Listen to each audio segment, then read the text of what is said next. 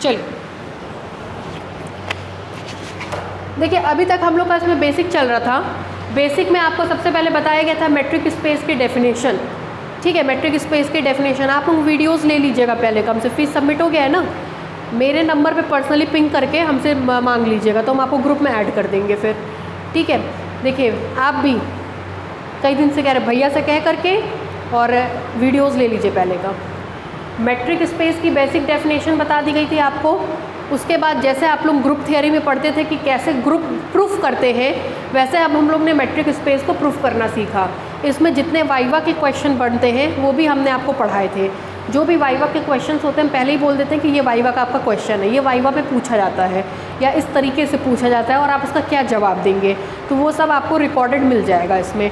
तो उसको ध्यान से सुनिएगा, ध्यान से समझिए, क्योंकि इस साल आपका वाइवा होना है। ठीक है, अभी तक हमने जो मैट्रिक स्पेस प्रूफ किया उसमें सबसे पहले 1 डायमेंशन लेकर के चले थे। क्यों शशिकला? 1 डायमेंशन में आपको क्या क्या बताया गया था? 1D में आपको पहला आपको बताया गया था यूजुअल मैट्रिक स्पेस, दूसरा आपको बताया गया था डिस्क्रीट मैट्रिक स्पेस। आपको बताया गया है कि एग्जामिनेशन में नाम से भी आता है state and proof usual matric space. या अब मंडे से हम लोग पढ़ेंगे ओपन स्पेयर, जो इसका मेन पार्ट है, और मंडे से एक दूसरे सर भी आएंगे जो आपका नेक्स्ट पेपर शुरू करेंगे। ठीक है, एक दूसरे सर भी आएंगे मैथ्स के जो आपका 4th पेपर शुरू करेंगे। 3 पेपर शुरू हो गया आपका, एक पेपर 2 बचा है ऑप्शनल, अभी थोड़ा रुक के शुरू कराएंगे, एडमिशन हो जाए उसके बाद शुरू कराएंगे। तो जो 4th पेपर बचा है वो अब आपके सर शुरू करेंगे। ठीक है, मंडे से। तो देखिए आता कैसे है कि ओपन स्पेयर को यूजुअल मैट्रिक स्पेस में डिफाइन करो। तो आपको ये पता होना चाहिए कि यूजुअल मैट्रिक स्पेस क्या होता है। किसी भी मैट्रिक स्पेस को पढ़ने के लिए 3 चीज़ चाहिए होती है। सबसे पहला x क्या है, दूसरा d कहाँ से कहाँ तक है, और तीसरा d को डिफाइन करने का तरीका। ये 3 चीज़ अगर आपको पता है तो आप कोई भी मैट्रिक स्पेस को याद कर सकते हैं। उसके बाद हम अप्रोच किए थे 2D में। 2D में हमने इक्लूडियन बताया था और 2 डायमेंशनल मैट्रिक स्पेस बताया था। 2 डायमेंशनल मैट्रिक स्पेस। उसके बाद एक बताया था हमने pseudo matric space. Pseudo matric space का मतलब, स्यूडो मतलब बेवकूफ़ बनाना। बेवकूफ़ बनाना मतलब होता नहीं है फिर भी हम कहते हैं कि ये मैट्रिक स्पेस है।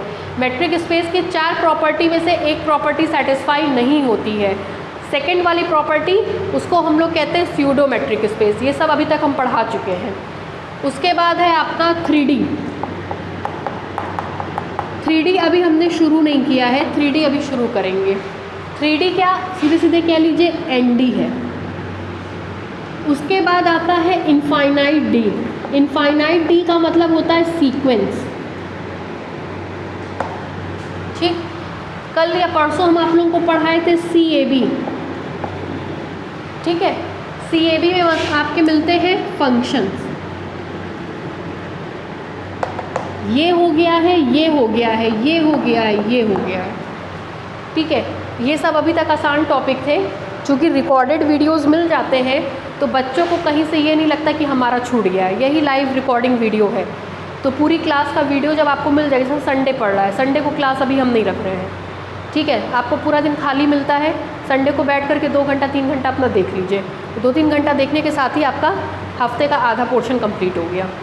ठीक है, तो वीडियोस ले लीजिएगा याद से, ताकि आपको स्टार्टिंग वाला पूरा पूरा पढ़ सके, है ना। अब हम लोग शुरू कर रहे हैं आगे का। लिखिए ज़रा, हेडलाइन डालिए, फ्रेचेट मैट्रिक स्पेस। फ्रेचेट मैट्रिक स्पेस, ये सब नाम से पूछे जाते हैं।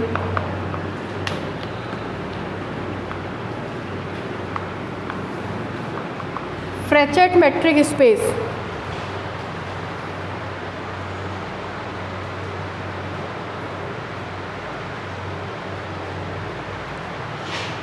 फ्रेचेट, इसके नाम में आया है C, है ना। फ्रेचेट के नाम में क्या आया है? C, इसलिए इसमें सीक्वेंसेस होते हैं। क्या होते हैं? सीक्वेंसेस। फ्रेचेट के नाम में क्या आया है? सी, इसलिए इसमें क्या होते हैं? सीक्वेंसेस। सीक्वेंस के बारे में क्या जानते हैं आप लोग? जो थोड़ा बहुत 2-4 लाइन जानते हैं हमको बताते चलिए। आप कुछ जानते हैं सीक्वेंस के बारे में? बताइए।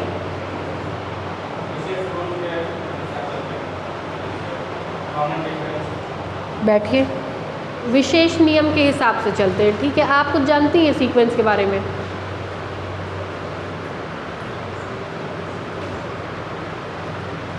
आप लोग कुछ जानती हैं?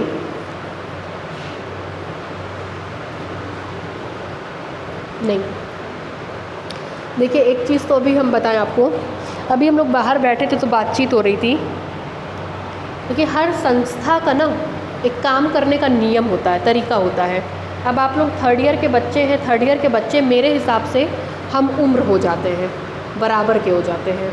तो हम लोग ये मान के चलते हैं कि 3rd ईयर के बच्चे बहुत समझदार हैं, उनसे कुछ छुपाने वाली बात नहीं है, ठीक है। तो हर संस्था का एक तरीका होता है। जैसे हम लोगों ने 3rd ईयर में हमारे यहाँ 12 एडमिशन हो चुके हैं, ऑनलाइन ऑफलाइन सब मिला करके 12-13 एडमिशन हो चुके हैं।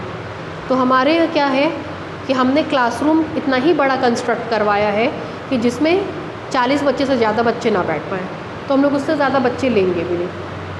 हम लोग अगर चाहते तो संडे को हम लोग भी एक्स्ट्रा बुलवा के पढ़ाते। हमको क्या ज़रूरत है हम 6 दिन पढ़ाएँ, या हम आप लोगों को इतना आगे पढ़वाएँ। 2 घंटे का क्लास रखें, काम ख़त्म। बाकी जगहों पे केवल 2 घंटे का ही 3rd ईयर का चलता है, 3 घंटे का नहीं चलता है। इसलिए आप लोगों को ये चीज़ दी जा रही है ताकि संडे आपका फ्री बीते। आप लोगों का इतना कोर्स कंप्लीट हो गया, अगर आप किसी भी और कोचिंग से कनेक्शन रखते हैं तो वहाँ के बच्चों से पूछिए कि उनको कितना पढ़ाया गया है अभी तक, ठीक है, जबकि सब जगह एक साथ शुरू हुआ था। तो हमारे यहाँ का जो कोड है ना, वो हमारे यहाँ का लॉयल्टी है। हमारे यहाँ जो टीचर्स हैं उसमें से कोई आपसे चीटिंग नहीं करेगा।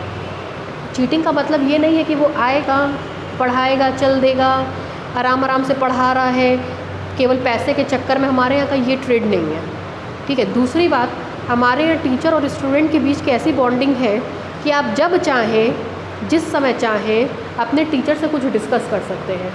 अगर हमारे टीचर को कॉलेज भी जाना होगा तो उसकी इतनी हिम्मत नहीं है कि वो ये कह दे कि कल पूछना।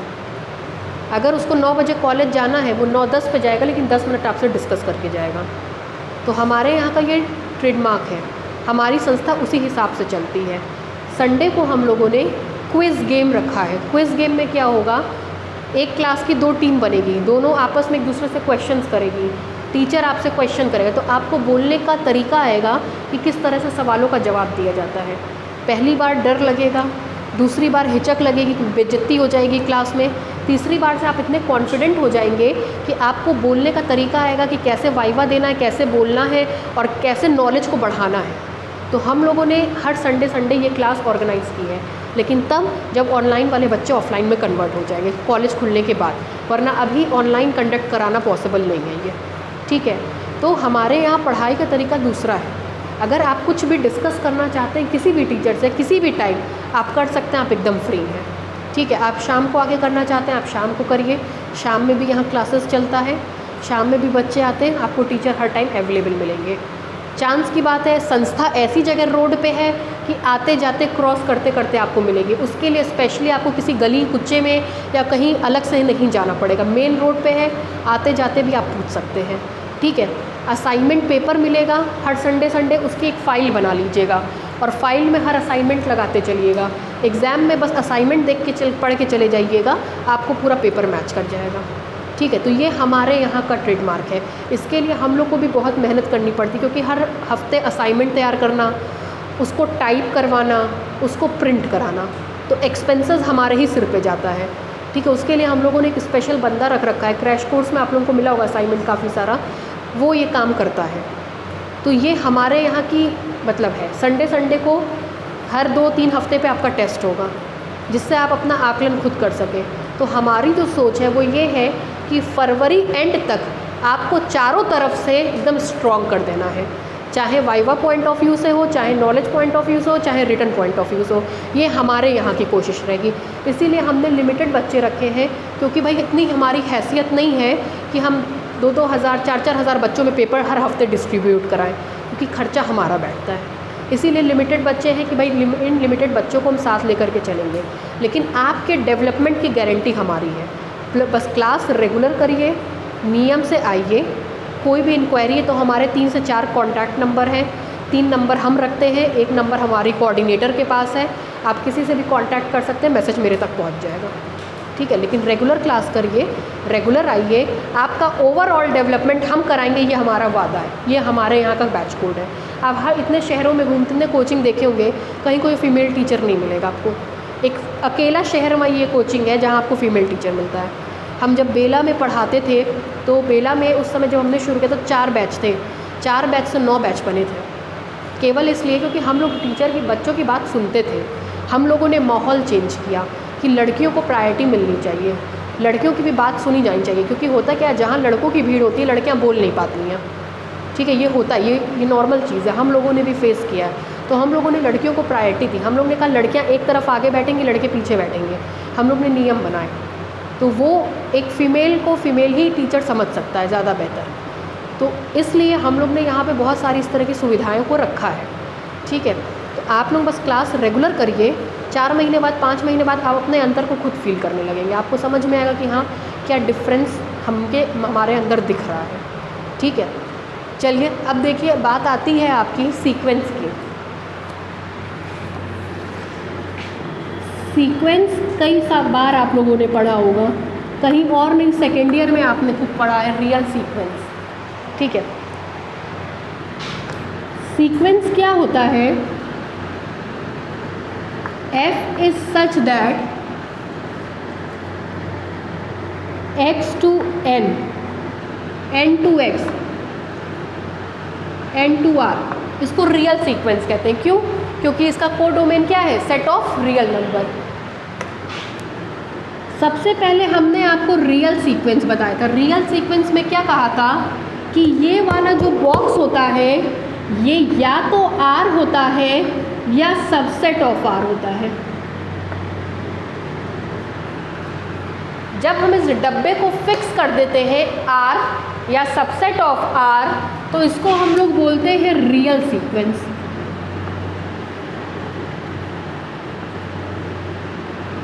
ठीक, सीक्वेंस क्या होता है? सेट ऑफ नेचुरल नंबर से किसी भी सेट के बीच की एक मैपिंग होती है। अगर इस डब्बे को फिक्स कर दिया सेट ऑफ नेचुरल नंबर, तो उसको सीक्वेंस कहते हैं। 2 डब्बे होते हैं, इसको बोलते हैं डोमेन, इसको बोलते हैं कोडोमेन। डोमेन को फिक्स कर दीजिए सेट ऑफ नेचुरल नंबर, ये कुछ भी ले लीजिए x, तो उसको बोलते हैं सीक्वेंस। और जब इसको भी फिक्स कर देते हैं R या सबसेट ऑफ R, तो उसको बोलते हैं रियल सीक्वेंस। सीक्वेंस के लिए पहली ज़रूरत की चीज़ कि domain set of natural number होना चाहिए।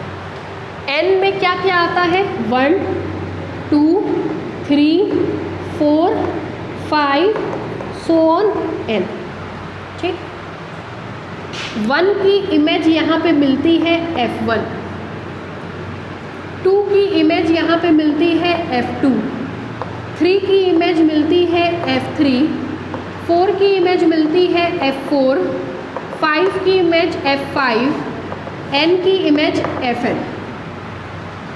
इसको नाम देते हैं x1 का, इसको नाम देते हैं x2 का, इसको नाम देते हैं x3 का, इसको नाम देते हैं x4 का, इसको नाम देते हैं x5 का, इसको नाम देते हैं xn का। तब कहीं जा कर के ऐसे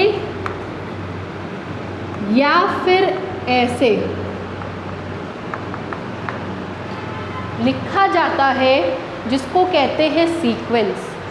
चूँकि सेट ऑफ नेचुरल नंबर में इनफाइनाइटली मैनी एलिमेंट्स होते हैं, इसलिए यहाँ पे इनफाइनाइटली मैनी इमेजेस बनती है, इसलिए इनफाइनाइट डायमेंशन जब आता है तो उसको हम क्या नाम देते हैं? सीक्वेंस। ठीक, तो कोई पूछे सीक्वेंस क्या होता है, तो कहिएगा सेट ऑफ नेचुरल नंबर से किसी भी सेट के बीच में अगर कोई मैपिंग ली जाए तो उस मैपिंग को हम बोलते हैं सीक्वेंस। इसका अर्थ ये होता है कि इसमें x1, x2, x3, xn infinitely many elements होते हैं। x1 का मतलब ये होता है कि ये 1 की प्री इमेज दिखाता है। 1 कहाँ पे जाके कोरिलेट कर रहा है? x1 पे। 2 कहाँ पे जा रहा है? x2 पे। 3 कहाँ पे जा रहा है? x3 पे। तो सीक्वेंस एक मैपिंग होती है। सीक्वेंस एक मैपिंग होती है जो सेट ऑफ नेचुरल नंबर से किसी भी सेट तक जाती है। आपने ठीक कहा कि ये कोई नियम से बंधा होता है, यही वो नियम है। लेकिन वो नियम कहाँ से शुरू होता है? सेट ऑफ नेचुरल नंबर से किसी भी अदर सेट पे। इसको हम लोग क्या बोलते हैं? Sequence. Sequence n set of natural number से शुरुआत होती है, किसी भी अदर सेट पे जाता है, एक तरह की मैपिंग होती है, इसको हम बोलते हैं सीक्वेंस। सीक्वेंस को ऐसे लिखते हैं, इसमें इनफाइनाइटली मैनी एलिमेंट्स होते हैं। इतने से का अर्थ ये होता है, और इसका अर्थ ये होता है कि 1 कहाँ मैप कर रहा है? x1 पे। 2 कहाँ मैप कर रहा है? x2 पे। 3 कहाँ मैप कर रहा है? x3 पे, एंड सो ऑन। इसको बोलते हैं sequence. Sequence is a mapping in which domain is set of natural number and codomain is any set. If we map 1 to F1, 2 to F2, 3 to F3, 4 to F4, n to Fn, then in such a case the collection is called sequence. Sequence में infinitely many elements होते हैं। तो sequence एक mapping है जो set of natural number से किसी भी अदर सेट तक जाती है। सीक्वेंस एक मैपिंग है जो सेट ऑफ नेचुरल नंबर से किसी भी अदर सेट तक जाती है। ठीक है, अब देखिए फ्रेचेट मैट्रिक स्पेस में सीक्वेंस का कलेक्शन लेते हैं। चूँकि सीक्वेंस की शुरुआत S से होती है तो इसमें X की जगह हम S लेते हैं। X की जगह S लेते हैं। S stands for sequences. Frechet C for sequence, X की जगह S लेते हैं। S stands for sequence. Sequence में सीक्वेंस का कलेक्शन होता है, चाहे ये चाहे ये। ठीक है, वेयर जहाँ xi, जहाँ xi या तो रियल सीक्वेंस होता है या तो कॉम्प्लेक्स सीक्वेंस होता है। अगर ये रियल नंबर है तो रियल सीक्वेंस, कॉम्प्लेक्स नंबर है तो कॉम्प्लेक्स सीक्वेंस। अगर R की जगह C ले लिया तो कॉम्प्लेक्स सीक्वेंस, R की जगह R लिया तो रियल सीक्वेंस। ठीक है, इसको हम लोग बोलते हैं S। शशिकला, मैपिंग कहाँ से कहाँ तक होती है? X क्रॉस X से R। यहाँ X की जगह हमने क्या ले लिया है? S। तो मैपिंग कहाँ से कहाँ तक होगी? S क्रॉस S से R। क्लियर?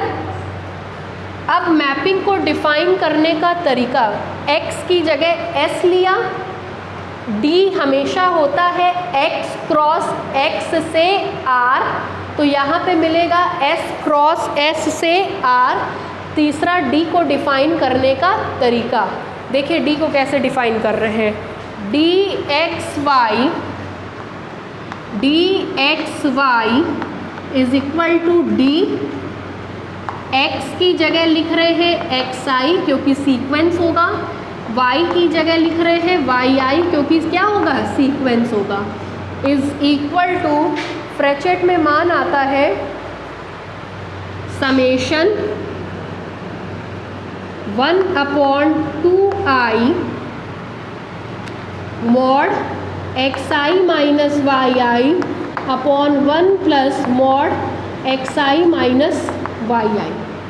ठीक है, जहाँ i का मान कहाँ से कहाँ तक होगा? 1 से लेकर के इनफाइनाइट तक, where i is equal to 1 to infinite. आप चाहें तो n के टर्म्स में भी लिख सकते हैं। आई भी 1 2 3 4 5 6 7 8 इनफाइनाइट तक, एन भी 1 से लेकर के इनफाइनाइट तक। ज़्यादा कन्फ्यूज़न हो रहा है तो इसकी जगह भी एक्स आई कर दीजिए, इसकी जगह भी एक्स आई कर दीजिए, इसकी जगह भी एक्स आई कर दीजिए, तो आपको समझने में और आसानी होगी। चाहे आई लीजिए चाहे एन, दोनों का मतलब एक ही है। इसको बोलते हैं फ्रेचेट मेट्रिक स्पेस, क्योंकि डी एस के साथ मेट्रिक बनाने लगता है, मतलब उन चारों प्रॉपर्टी को क्या करता है, satisfy. Non negative condition, null condition, symmetric property, triangular inequality. क्या बताएं, फ्रेचेट में सी आता है, मतलब सीक्वेंस लेते हैं। सीक्वेंस के कलेक्शन को एक्स से नहीं बल्कि एस से डिनोट करते हैं। एस के अंदर हमने सीक्वेंसेस ले लिए, एक्स आई एक्स आई।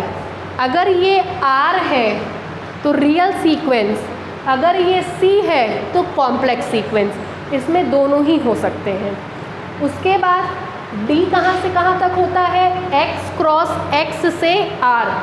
एक्स की जगह क्या ले लिया, एस, एस क्रॉस एस से आर, और उसको डिफाइन करने का तरीका D x Y is equal to D X sequence है, वाई सीक्वेंस है, ये डिफाइन करने का तरीका है।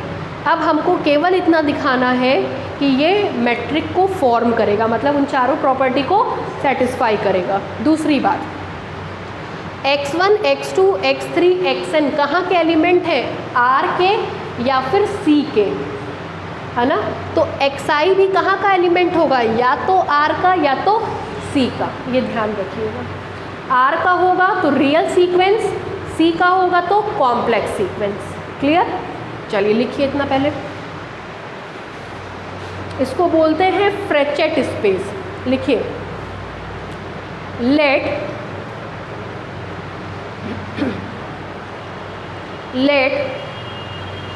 ये लिखिए S इज इक्वल टू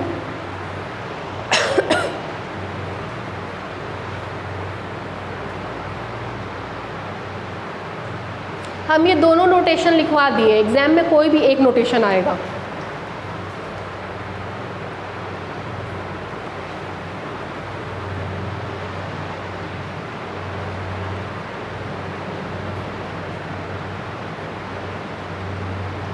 आपके साथ जो आते थे स्टैट्स वाली, वो ऑफलाइन क्लास करेंगी ना अभी, तो उनको मैसेज करवा देंगे फिर।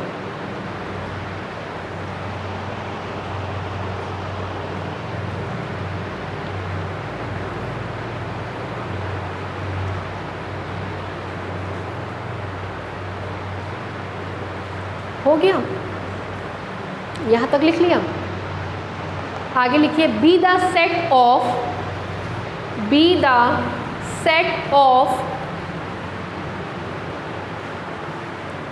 रियल और कॉम्प्लेक्स सीक्वेंसेस, रियल और complex sequences, be the set of real और complex sequences, then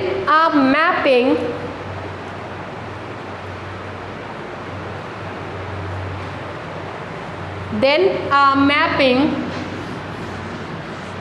D such that S cross S2 R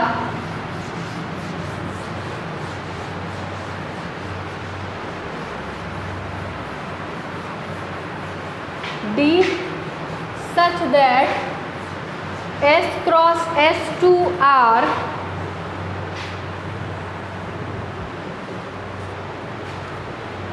defined by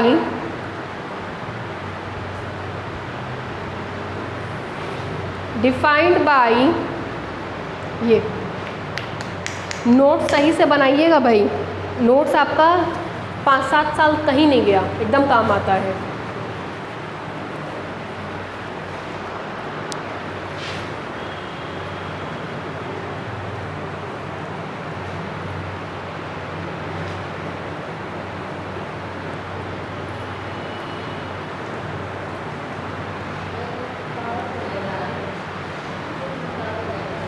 क्या, हाँ, 2 to the power I, इसका मतलब 2 to the power 1, 2 to the power 2, 2 to the power 3।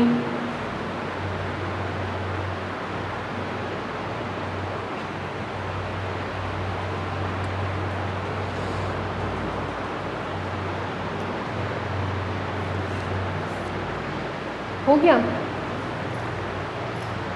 For every, देखिएगा x का मतलब है xi, है ना, y का मतलब है yi। ये या तो R का मेंबर होगा या तो C का, ये भी या तो R का मेंबर होगा या तो C का, डिपेंड करेगा कि वो कैसा आप लेकर के चल रहे हैं। लिखिए, चूंकि यहाँ पे आपका, एक सेकेंड देखिएगा, xi जब बिना डब्बे के लिखा है तो R या C का मेंबर है, और xi जब डब्बे में लिखा होगा तो S का मेंबर होगा।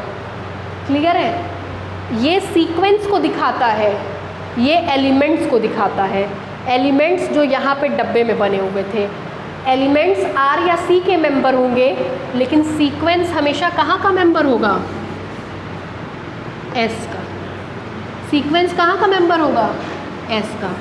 जब डब्बे में लिखाया तो सीक्वेंस है, और सीक्वेंस कहाँ का मेंबर होता है? S का। जब बिना डब्बे के लिखाया है तो एलिमेंट है, एलिमेंट कहाँ का मेंबर होता है? R या फिर C का। ये डिफरेंस याद रखिएगा, ठीक है? उतारिए।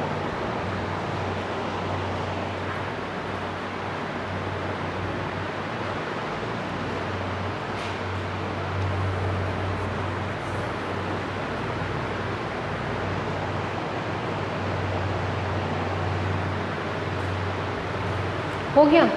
डालिए प्रूफ।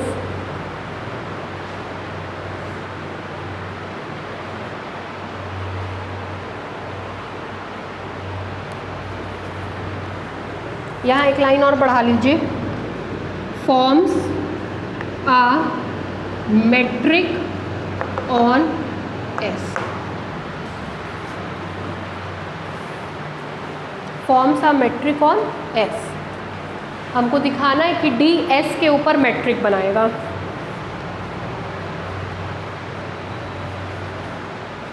डालिए प्रूफ।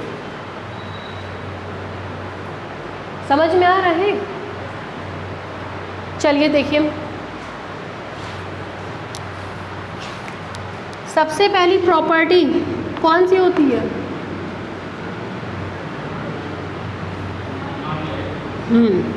Non negative condition. कितने एलिमेंट्स लेते हैं इसमें? 2। For every x is equal to xi, comma y is equal to yi belongs to S। Then चलो, वहाँ लिखा है xi और yi कहाँ के एलिमेंट्स होते हैं? R या C के।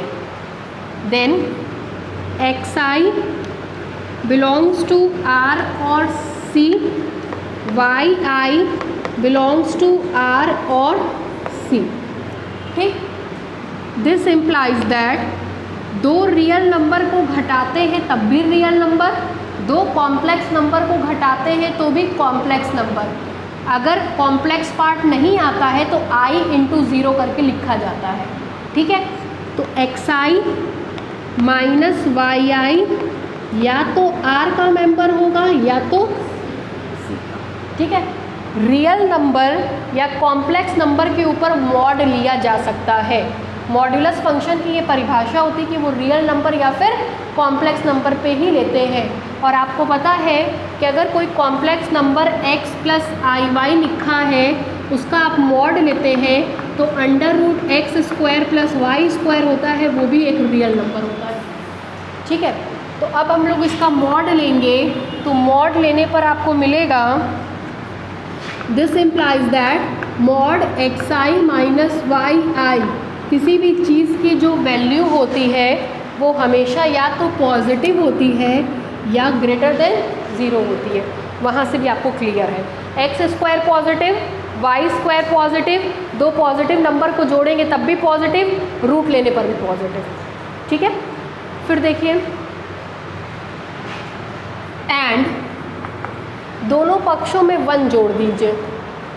एक जोड़ेंगे तो आएगा 1 plus mod x I minus Y I is greater than और इक्वल टू 1। 1 हमेशा 0 से बड़ा होता है। शशिकला बराबर भी लगेगा ना? नहीं, क्यों? 1 0 के बराबर नहीं होता है। माइन्यूट चीज़ देखिएगा, जोड़े दोनों पक्षों में तो ग्रेटर और इक्वल टू आया, लेकिन 1 हमेशा 0 से बड़ा होता है, तो यहाँ पे इक्वल टू नहीं लगाएंगे। This implies that 1 plus mod x I minus Y I greater than 0। इन दोनों को डिवाइड कर दीजिए। This implies that mod x I minus Y I upon 1 plus mod x I minus Y I greater than और equal to 0, greater than 0। दोनों में priority greater than और equal to 0। एक कहता है हम भी हैं और तुम भी हो, एक कहता है हम हैं, तो हम प्रायोरिटी दोनों को देंगे। तुम भी हो सकते हो और तुम भी हो सकते हो। वैसे भी 0 में 1 से डिवाइड करेंगे या 0 में इससे डिवाइड करेंगे, मत लिखिए ये, 0 में 1 से डिवाइड करेंगे तो कितना आएगा? 0, ग्रेटर देन और इक्वल टू। ठीक है, फिर देखिए, दिस इम्प्लाइज दैट दोनों तरफ 1/2i का गुणा कर दीजिए। क्योंकि 2 पॉजिटिव नंबर है, 2 पे पावर 1 भी पॉजिटिव, 2 पे पावर 2 भी पॉजिटिव, 2 पे पावर 3 भी पॉजिटिव, तो पॉजिटिव नंबर का गुणा करने पर इनइक्वलिटी में कोई परिवर्तन नहीं होता है। किसी भी चीज़ का गुणा करिए तो ये दिमाग में सोच लीजिए कि वो पॉजिटिव है कि नेगेटिव है। नेगेटिव होगा तो ये पलट जाएगा, पॉजिटिव होगा तो नहीं पलटेगा। हम 1/2i का गुणा कर रहे हैं। 1/2i का मतलब होता है 1/2 का स्क्वायर, 1/2 का क्यूब, 1/2 पे पावर 4 एंड सो ऑन। ये सब पॉजिटिव है, तो इसका गुणा करने पर इनइक्वलिटी में कोई फ़र्क नहीं पड़ेगा। 1/2i mod x I minus Y I upon 1 plus mod x I minus Y I greater than और इक्वल टू 0। 0 में गुणा करने पर 0 ही आता है। आगे लिख देंगे फॉर एवरी आई की वैल्यू कहाँ से कहाँ तक? 1 2 3 dash dash dash up to infinite. This implies that ये हटता है तो मैक्सिमम, मिनिमम, सुप्रीमम, इन्फीमम या फिर समेशन आता है, और ये रहता है तो इसमें से कोई भी चीज़ नहीं आती है। इसको हटाएंगे तुरंत क्या आएगा? समेशन। ठीक है, supremum, infimum, maximum, minimum, summation, ये 5 चीज़ अगर आपको यूज़ करना है तो उसके पहले वाली लाइन में ये लिख दिया करिए। अगर ये नहीं लिखा है तो ये कभी नहीं आएगा। ठीक है, आई की वैल्यू कहाँ से कहाँ तक? 1 से infinite. 1/2i mod x I minus Y I upon 1 plus mod x I minus Y I greater than और इक्वल टू 0 को 2 बार जोड़ेंगे 0, 4 बार जोड़ेंगे 0, 5 बार जोड़ेंगे 0, 50 बार जोड़ेंगे 0, इनफाइनाइट बार जोड़ेंगे तब भी। अब आगे ये लाइन नहीं लिखाएगी। ठीक है, इसका मान देखिए किसके बराबर है? dxy के। This implies that dxy greater than और equal to 0 for every x, y, for every x,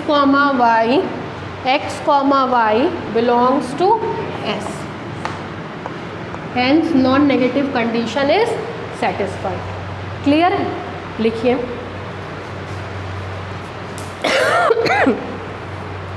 लिखिए लेट, प्रूफ में लिखिए let S is equal to, S का मान लिख लीजिए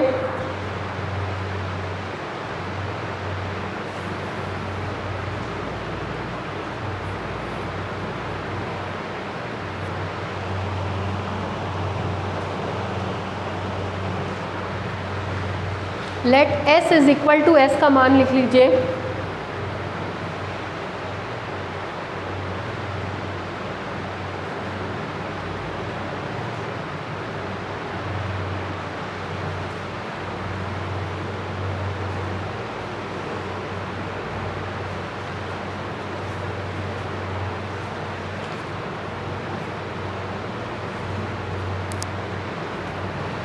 be the set of real और complex sequences, be the set of real और complex sequences, be the set of real और कॉम्प्लेक्स सीक्वेंसेस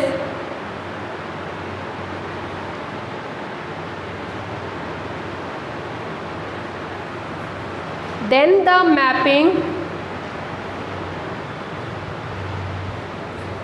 the mapping ये D such that S cross S2 R, D such that S cross S2 R defined by, आपकी hand writing और तरीका दोनों बहुत अच्छा है, उसको मेंटेन करिए एग्ज़ाम में। डिफाइंड बाय, ये 3 लाइन उतारिए नीचे से।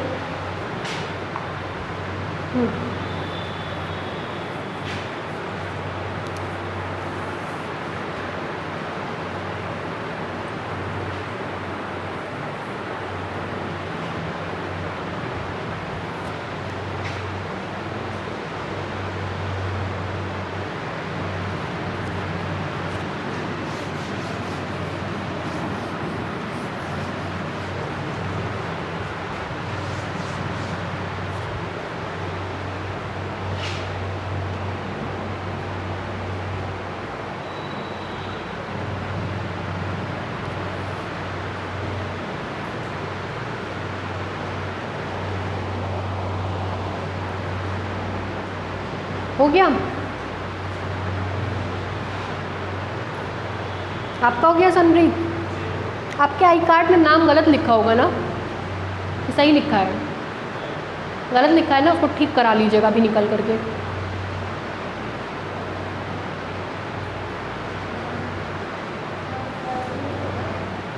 क्या चीज़?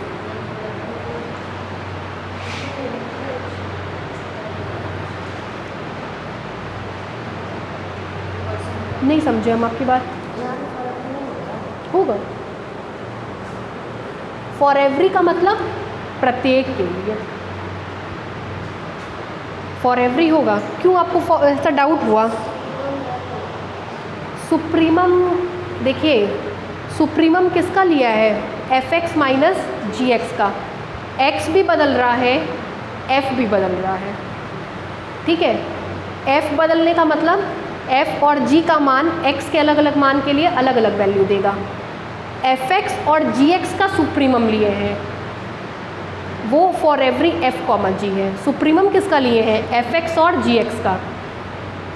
fx और gx लगने के बाद टीचर स्टूडेंट दोनों साथ में हो गए, लेकिन f और g अलग अलग आए तो केवल आप लोग हैं, ठीक है। ये इसलिए fx और f में बहुत अंतर है, ठीक है। Then the properties of being a metric space is given below। ये लाइन नहीं लिखनी है, ये काटिए।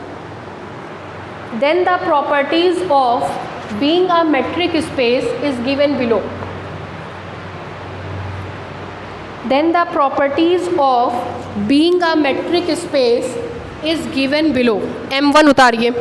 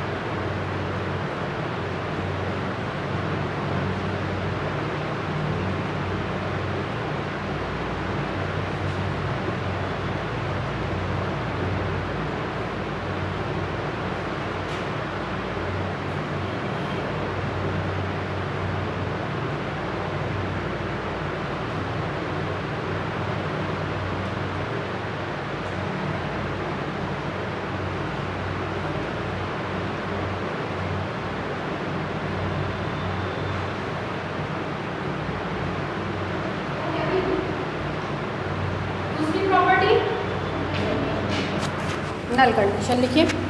नल कंडीशन कोशिश करिए खुद से लिखने की। नल कंडीशन, वेरी गुड बेटा, वेरी गुड। 2-4 लाइन लिखिए, देखिए कहाँ अटक रहे हैं। नल कंडीशन,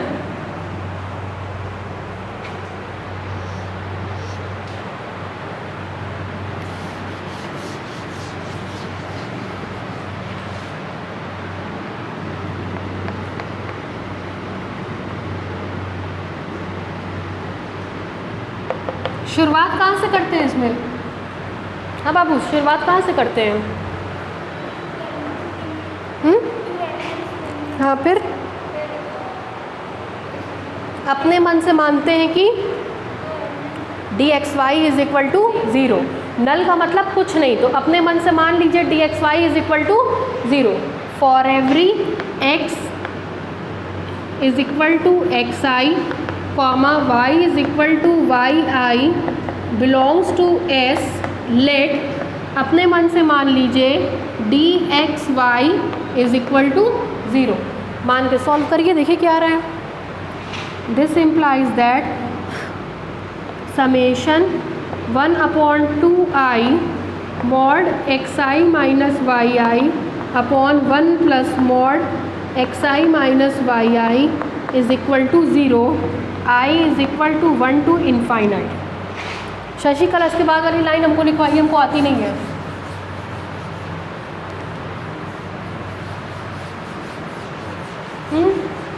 बोलिए क्या लिखें, बताइए। दिस इम्प्लाइज, बोलिए क्या लिखेंगे? 1/2i, हाँ हाँ हाँ हाँ, वेरी गुड। देखिए समेशन हटेगा, तुरंत यहाँ पे क्या आएगा? For every. ठीक है, ये सब याद रखने वाली बातें हैं। समेशन हटेगा, अगली लाइन में क्या आएगा? For every. ठीक है, फिर देखिए दिस इम्प्लाइज, इसका गुणा यहाँ कर दीजिए, ख़त्म हो जाएगा। केवल मिलेगा आपको xi minus yi upon 1 plus mod xi minus yi is equal to 0 for every i is equal to 1 2 3 dash dash dash. चूँकि i के टर्म्स आए हैं इसलिए फॉर एवरी लिखना पड़ेगा। ठीक, क्रॉस मल्टीप्लिकेशन कर दीजिए। क्रॉस मल्टीप्लिकेशन करेंगे तो मिलेगा mod xi minus yi is equal to 0 for every i is equal to 1 2 3 dash dash dash. ठीक है, इसका मतलब बताओ बाबू, क्या नाम है आपका? वर्णिता, रश्मि, बताइए क्या लिखेंगे? तेज बोलिए। हाँ, या xi minus yi is equal to 0 for every i is equal to 1 2 3 dash dash dash. इसका मतलब xi is equal to yi for every i is equal to 1 2 3 dash dash dash. इधर देखिए शशिकला, ये लाइन नहीं होगी। अगर ये लाइन नहीं हुई तो उसकी जगह कभी भी आप x is equal to y नहीं लिख पाए, क्योंकि इसका क्या मतलब हुआ? x1 x2 x3 is equal to x1 की जगह y1, x2 की जगह y2, x3 की जगह y3। ठीक है, तब आप कहोगे कि ये xi is equal to yi। ये एलिमेंट है, ये सीक्वेंस है। तब आप कहोगे x इज इक्वल टू ठीक है। अब उल्टा देखिए, इसका उल्टा देखिए, ये होगा तो ये होगा, x का मान xi, y का मान yi। ये होगा तो ये होगा, ये होगा तो ये होगा, दोनों तरफ yi घटाए ये होगा, ये होगा। दोनों पक्षों में इतने से डिवाइड कर दीजिए, कोई फर्क नहीं पड़ेगा। दोनों तरफ 2i का गुणा कर दीजिए, कोई फर्क नहीं पड़ेगा। फॉर एवरी हटेगा तो ये आएगा, है ना। नीचे से लिखेंगे 10 dxy is equal to 0 if and only if x is equal to y। लिखिए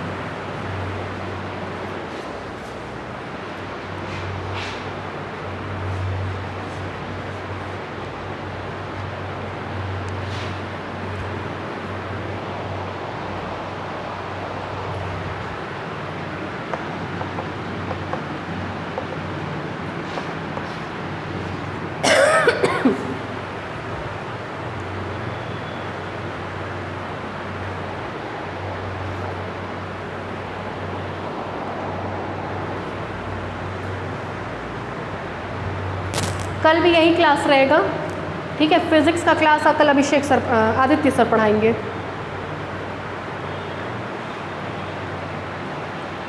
मंडे को टाइम टेबल नोट कर लीजिएगा, बाहर चिपक जाएगा।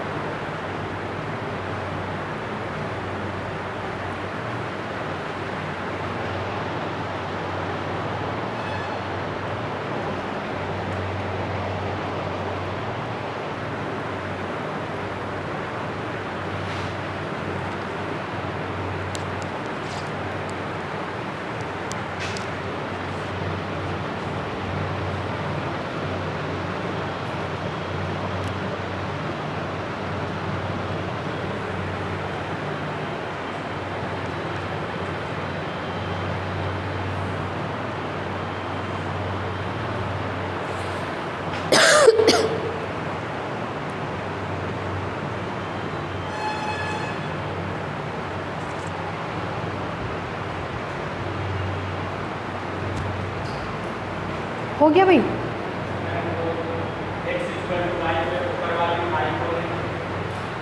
इसमें देखिए हम बताएं, xi का मतलब ही होता है x1 x2 x3 dash dash dash, ठीक है। लेकिन xi अगर केवल लिखा है तो फॉर एवरी आई लिखना बहुत ज़रूरी है, क्योंकि ये सीक्वेंस है। सीक्वेंस बताता है कलेक्शन, ये एलिमेंट है, एलिमेंट कलेक्शन नहीं बताता है।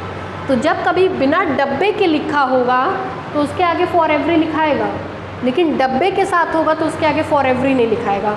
जैसे अभी हम यहाँ पे सीक्वेंस की परिभाषा लिख रखे थे, डब्बे के साथ था, कहीं हमने आगे फॉर एवरी आई नहीं लिखा था, क्योंकि ये अपने आप में इस पूरी बात को बताता है। ये लिखिए चाहे ये लिखिए, दोनों का मतलब एक ही है। तो ये लिखने का मतलब बता देता है कि वो कलेक्शन है कई सारे लोगों का, ठीक है, इसलिए नहीं लिखाता है आगे। 10-10 दो बार रिव्यूज़ नहीं करते शशिकला। हो गया? Hence null condition is satisfied, hence null condition is satisfied.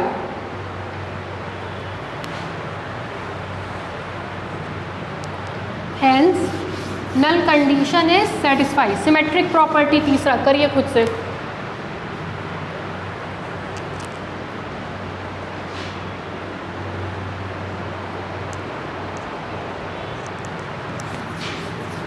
कितने एलिमेंट्स लेंगी रश्मि? लीजिए।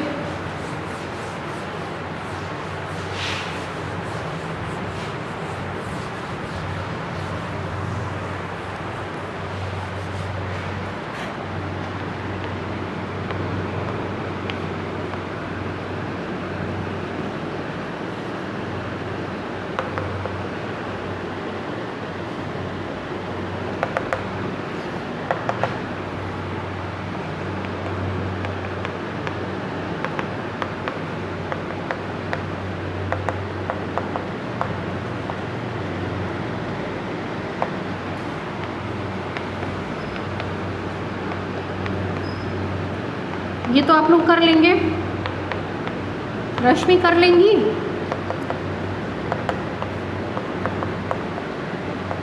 क्या करेंगे, x I minus Y i की जगह y i minus x i कर देंगे, क्योंकि mod a minus b is equal to mod b minus a. क्या मिलेगा, this implies d x Y is equal to summation I is equal to 1 to infinite 1/2i mod y i minus x i upon 1 plus mod y i minus x I.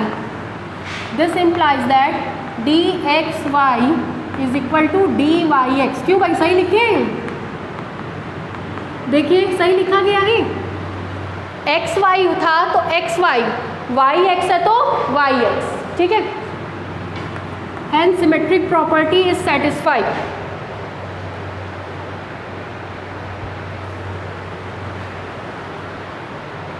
Hence symmetric property is satisfied.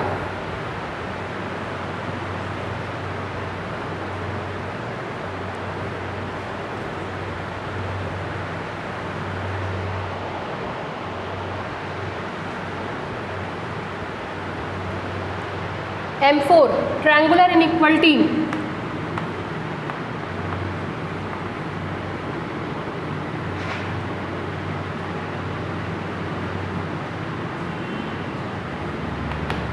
कितने elements लेते हैं इसमें संप्रेत, 3 element. For every x is equal to X I comma Y is equal to Y I comma z is equal to Z I belongs to s। Black board पे देखिए, then देखिएगा D x Y is equal to summation I is equal to 1 to infinite 1/2i mod x I minus Y I upon 1 plus mod x I minus Y i, ठीक है। किसकी कमी है इसमें, Z I की, तो उसको जोड़ देंगे और उसको घटा देंगे। This implies that d x Y is equal to summation I is equal to 1 to infinite 1/2i, ध्यान दीजिएगा, x I minus z i plus z i minus Y i whole upon 1 plus x I minus z i plus z i minus Y i, ठीक। एक property पढ़ी होगी आपने, modulus function में नहीं पढ़ी तो आज घर जा कर के देखिएगा, a plus b upon 1 plus a plus b is less than और equal to mod a upon 1 plus mod a plus b mod b upon 1 plus mod b, ठीक है। ये प्रॉपर्टी होती है, mod a plus b upon 1 plus mod a plus b को लिख सकते हैं d x Y is less than और इक्वल टू, ये टर्म तो एज सच लिखा जाएगा 1/2i एक बड़े डब्बे में mod a plus b upon 1 plus mod a plus b is equal to mod a upon 1 plus mod a, ठीक, plus mod b upon 1 plus mod b. Clear है, कोई दिक्कत? इसको मिन्कोवस्कीज इनइक्वलिटी कहते हैं। परसों इसका एन डायमेंशन हम पढ़ाएंगे, कल ही हो सकता है पढ़ा दें, तब उसमें आपको और क्लियर होगा, ठीक है। देखिए, this implies that d x y less than और equal to summation I is equal to 1 to infinite 1/2i x I minus z i upon 1 plus mod x I minus z i plus summation I is equal to 1 to infinite 1/2i z i minus Y I upon 1 plus mod z i minus Y i, ठीक है। This implies that d x y less than और equal to D X Z plus D Z Y for every X Y Z belongs to S. Hence triangular inequality property is satisfied। उतारिए।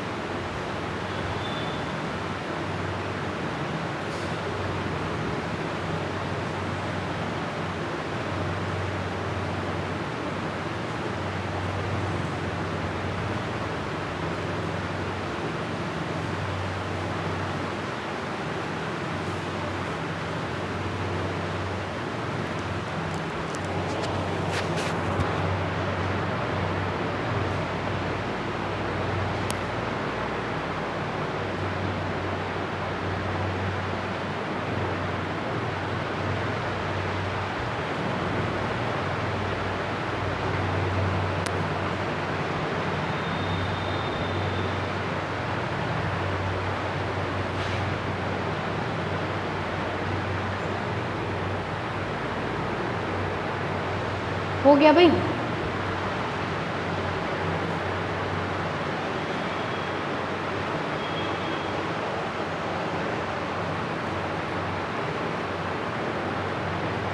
हो गया,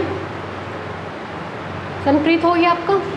नीचे से लिखिए hence triangular inequality property is satisfied. Hence triangular inequality property is satisfied. Hence triangular inequality property is satisfied.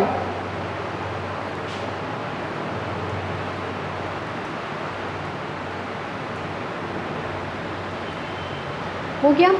फिर नीचे से लिखिए from above four cases, from above four cases, from above four cases it is clear that D forms a metric on S, D forms a metric on S, and hence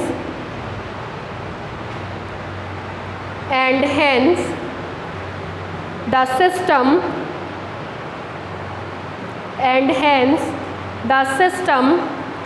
S comma D known as Frechet metric space, known as Frechet metric space। बाकी कल